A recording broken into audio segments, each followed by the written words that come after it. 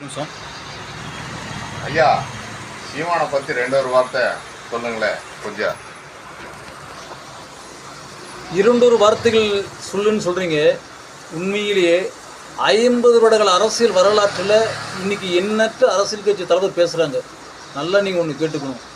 இளைய பிள்ளைகளுக்கு ஒரு அரசியலை சார்ந்து இந்த மக்களுக்கு என்ன தேவை என்பதை பேசக்கூடிய ஒரு தலைவர் தான் செந்தமிழன் சீமான். நீங்கள் நல்லா புரிஞ்சுக்கணும்.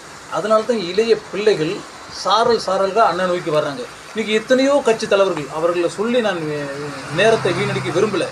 ஆனால் எல்லா தலைவர்களை காட்டிலும் இன்னைக்கு மக்களுக்கு தேவை என்ன என்பதை தெளிவாக ஒரு தலைவர் சொல்லுகிறார் என்றால் அது கடவுள் கொடுத்த கொடை செந்தமிழ் அண்ணன் சீமான் ஒருவராகத்தான் இருக்க முடியும். இந்த தையல் கலை எப்படிப்பட்டது?